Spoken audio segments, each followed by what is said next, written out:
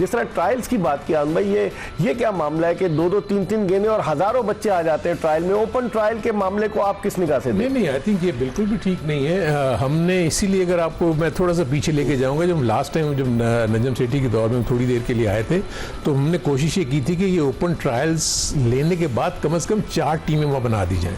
वो 4 टीमें आपस में कम्पीट करें और उसके बाद जो प्लेयर्स अच्छे वहाँ परफॉर्म करें उनको लेके आए। अब होता क्या है कि सिलेक्टर भी पीसीबी बेचता है। आप मुझे बताएं कि अगर मैं कराची का रहने वाला हूँ और बहावलपुर के लिए मुझे अगर वो सिलेक्शन के लिए भेजते हैं, मुझे वहाँ के प्लेयर्स के बारे में क्या पता होगा? और आपको पता है कि ट्रायल्स में प्लेयर्स नर्वस होते हैं, यू नो, एट टाइम्स कभी उनसे बॉलिंग नहीं हुई, अच्छा प्लेयर जो है बैटिंग करना, यू नो, 2 से 3 में 2 दफा बीट हुआ, 1 दफा एज लग गई, वो कहते हैं थैंक यू, 2 दफा वाइड कर दी उसने, 1 नो बॉल कर दी उसने, थैंक यू वेरी मच। सो ये परखने का मयार नहीं है। सो आई थिंक मेरे अपने नजदीक जब तक आपकी क्लब क्रिकेट उसकी बेसिस के ऊपर, अब हम अपनी क्लब क्रिकेट जब हम खेलते थे, हम अपनी क्लब क्रिकेट की परफॉर्मेंस पे सिलेक्ट हुए थे पाकिस्तान, बिल्कुल यानी कराची की अंडर 19। तो कुछ भी नहीं है। अब तो कुछ, तो जब तक आपका कंपेटिटिव बेस नीचे वाला मरहला नहीं होगा, आप कैसे एक्सपेक्ट करते हैं कि 2 दिन के ट्रायल से, ओपन ट्रायल से आप प्लेयर को सिलेक्ट करके आप पाकिस्तान की टीम में भेज देंगे? आप अभी पिछले 1-2 सालों में देखें ना कि आपके तमाम वो प्लेयर्स जिसने हार्डली 2 मैच खेले हुए हैं, 3 मैच खेले हुए हैं, 4 मैच खेले, वो पाकिस्तान के लिए खेल रहा है। सो आप मुझे बताएं कि हम तो 4 सीजन लगाने के बाद पाकिस्तान की टीम के लिए मतलब सिलेक्ट हुए थे, ये कैसे हो सकता है कि 1 से 2 मैच में हम सिलेक्ट हो सकते हैं? हारून रशीद साहब तो हमारे साथ मौजूद है इस वक्त टेलीफोन लाइन पर। हमें इस्लामाबाद से ज्वाइन किया है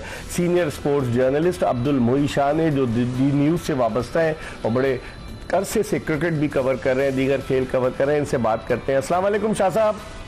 सलाम जी, मिर्जा साहब खैरियत से हैं? मैं बिल्कुल ठीक हूँ। हारून रशीद साहब मेरे साथ मौजूद हैं। शाह साहब माशाल्लाह, उनको सलाम दीजिएगा जी। इस्लाम। अच्छा शाह साहब, ये बताइए, अभी तो हम डोमेस्टिक की बात कर रहे हैं, लेकिन मैं आपके तजुर्बे की रोशनी में पूछना चाहता हूँ कि पाकिस्तान में गैर मुल्की कोचेस का तजुर्बा बड़ा तल्ख रहा है। आप शुरू करें रिचर्ड पाइबस से, कि रिचर्ड पाइबस आए, फिर जेफरी लॉसन आए, फिर उसके अलावा डेव वॉटमोर आए, फिर बॉब वुलमर आए, बेशुमार कोचेस, फिर मिकी आर्थर आए, ग्रांट ब्रैडबर्न आए, फिर आपके गैरी कर्स्टन आए, उसके अलावा जेसन गिलेस्पी आए। अब अगला इजाफा जो है माइक हेसन का है। आप क्या समझते हैं? पीसीबी ने तो ऐलान नहीं किया कि इनका कितने साल का कॉन्ट्रैक्ट है, लेकिन उन्होंने खुद, चूंकि गोरा बोल देता है, तो उन्होंने मीडिया से बात करते हुए बता दिया कि 2 साल का कॉन्ट्रैक्ट है। आप समझते हैं ये गाड़ी चल पाएगी माजी के तल्ख तजुर्बात को देखते हुए? देखिए मिर्जा साहब, आज तक जो भी हमने देखा है, कोई इंटरनेशनली रिकग्नाइज्ड इवेंट कोच है जिसकी रेपुटेशन भी हुई है और वो पाकिस्तान की टीम को जिसने ये वो ज्यादा चला नहीं है। और वजूहत उसकी एक नहीं, मल्टीपल वजूहत है उसकी, एक वजह नहीं है। देखिए, वो अपनी जरूर मनमानी करता है। जिस तरह आपने कहा कि गोरे ने अपना खुद टेने और बता दिया, माइक हेसन ने बता दिया कि वो 2 साल के लिए, हालांकि ये चीज बताने वाली थी पाकिस्तान क्रिकेट बोर्ड को कि वो, हाँ जी, वो क्लियर बताता कि कितने अरसे के लिए इनका कॉन्ट्रैक्ट हुआ, किस बेस पे हुआ, क्या क्या इनकी रिस्पॉन्सिबिलिटीज हैं, क्या क्या इनको चैलेंजेस फेस करते हैं। ये सारा कुछ पाकिस्तान क्रिकेट बोर्ड की तरफ से आना चाहिए था, लेकिन चले उन्होंने बता दिया। अब ये हुआ है, देखिए गैरी कर्स्टन जब आए, तो मैं हाल ही की बात कर रहा हूँ, पुरानी बात मैं नहीं कर रहा हूँ, इवन जेसन गिलेस्पी आए, ये सारे जब आए तो इन्होंने एक हमें कहा कि जी हम पाकिस्तान टीम को इधर लेके जाएंगे, ये लेके करेंगे, हम वर्ल्ड कप के लिए तो वैसे ही हम जा रहे हैं, वर्ल्ड कप के बाद हम अपना स्टार्ट सही लेंगे, और इस तरह की बातें की, लेकिन कोई भी चल ना सका। उसकी रीजन सिंपल सी होती है कि जब गोरा कोच आता है, वो अपनी तरीके से चलाना चाहता है उस टीम को, उस सिस्टम को, उस क्रिकेट बोर्ड के जो स्पोर्ट्स स्टाफ हैं उनको उसकी वो देखता है कि ये कितने कैपेबल है अपनी अपनी पोजीशन पे काम करना जा रहे हैं और कर सकते भी हैं या नहीं कर सकते।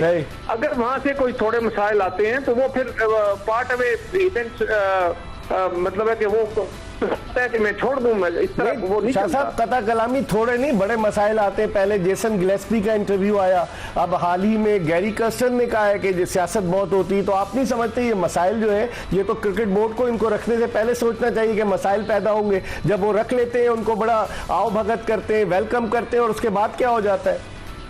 देखें मिर्जा साहब, बड़ी अच्छी आपने बात की। अब ये जो टाइम है ना पाकिस्तान क्रिकेट का, ये बड़ा क्रूशल टाइम है। 2-3 वजूहत की वजह से बहुत क्रूशल टाइम है। देखें, एक तो सबसे बड़ा, हमने आगे वर्ल्ड कप खेलना है फरवरी में, और वो हमने ज्यादातर मैचेस हमने श्रीलंका खेलने हैं।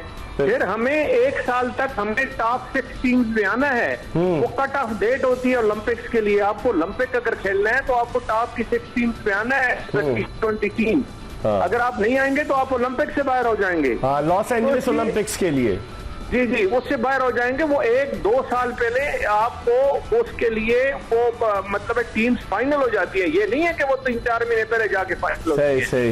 वो साल पहले फाइनल हो जाती है। तो प्रॉब्लम इसलिए है कि जब तक आप अपने जो सारे कोचेज हैं या जो आपका स्पोर्ट्स स्टाफ है या जो भी है उसको टारगेट नहीं देंगे कि ये आपने अचीव करना है, वो हमें पता नहीं होगा, पब्लिक को पता नहीं होगा, जर्नलिस्ट को पता नहीं होगा, उस वक्त तक नहीं चल सकता। ठीक है, बड़ा मुश्किल होगा। मैं अभी भी समझता हूँ कि माइक हेसन का भी ये जो तजर्बा किया जा रहा है, ये कहाँ तक चलते हैं, किस तरह चलते हैं, क्या उनकी वो कर सकते हैं, सिलेक्शन में उतना कितना रोल होगा, वो देखना पड़ेगा कि सिलेक्शन में कितना होगा, सारा कुछ देखने वाली बात है। लेकिन शाह साहब, कता कलामी होती है। पहले माइक हेसन ने उससे जब जेसन गिलेस्पी थे, उन्होंने इल्जाम लगाया आकिब जावेद इंटरफेरेंस कर रहे थे।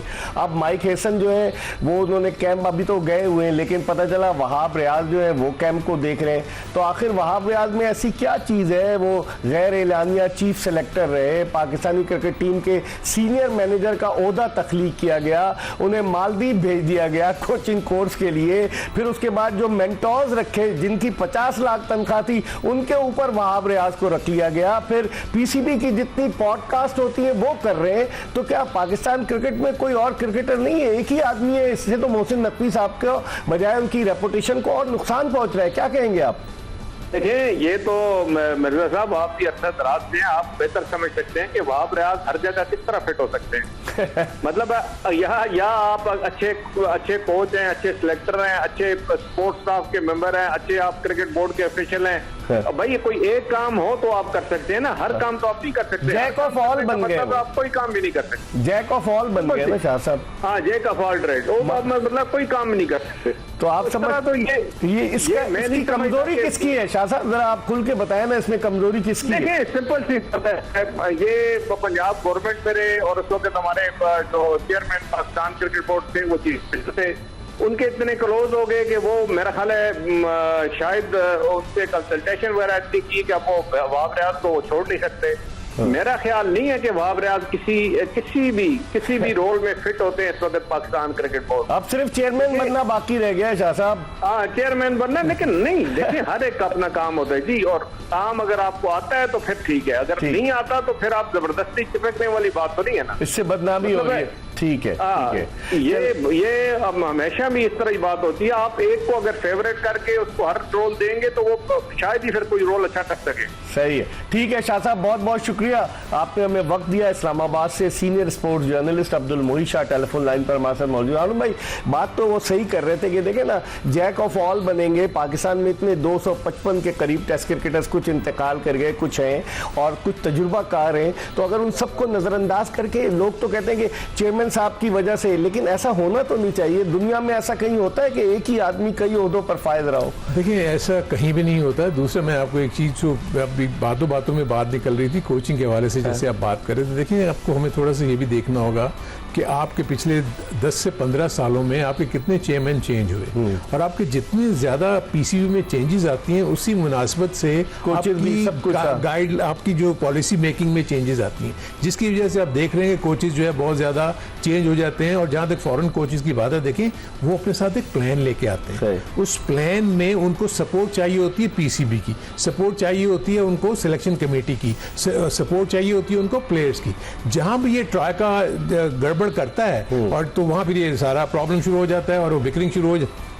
जैसे आपने गिलेस्पी का जिक्र किया, जैसे आपने कर्स्टन का जिक्र किया, अब माइक हेसन भी आप जो कह रहे हैं कि सिलेक्शन में वो हिस्सा ले रहे हैं। सो देखिए, मसला ये है कि उनका कोचिंग एक्सपीरियंस देखें ना, वो तो बहुत ज्यादा है as compare to Pakistani coaches. अगर आप मिलाते हैं तो वो तो क्रिकेट को छोड़ने के बाद, जैसे अभी आपने वहाब रियाज का जिक्र किया, अभी तो क्रिकेट खेल रहा था। जब मैं चीफ सिलेक्टर था तो मुझसे फोन करके पूछता था कि मेरा रोल क्या होगा, हारून भाई बताएं आपकी मैं स्कीम ऑफ थिंग्स में हूं या नहीं हूं। सो एक ऐसे शख्स को जो भी क्रिकेट खेल रहा है, आप आपको उसको निकाल के ऐसी जगह पे कैसे ला सकते सही। हैं? सो मेरे अपने नजदीक एक्सपीरियंस बंदे किसी, देखे ना आप माशाल्लाह, आपको यहाँ बैठे हुए कितना अरसा हो गया, आप क्या किसी डायरेक्टली तो ऐसे नहीं आ गए, आपने एक स्ट्रगल की है, बिल्कुल। आपने इतना ज्यादा मेहनत करने के बाद हर बंदा जब तक जिस पोजीशन पे के लिए वो आता है उसको पहले उसकी एबीसी सीखनी पड़ेगी।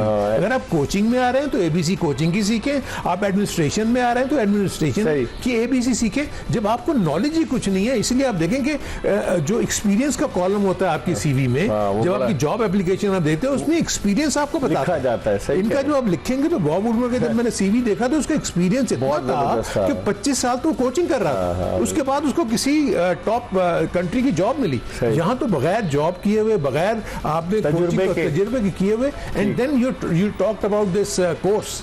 ये कोर्स क्या है? 4 दिन का कोर्स, 5 दिन का कोर्स, बस ये कर लिया, सर्टिफिकेट ले लिया आपने। ले लिया तो आप क्या, इसके बाद वो आपका जो एक्सपीरियंस है on the job, physical experience कि आपने कितना अरसा वहां गुजारा, उसके बाद आप किसी चीज के काबिल हो सकते हैं। तो आई थिंक ये दिस इज द प्रॉब्लम।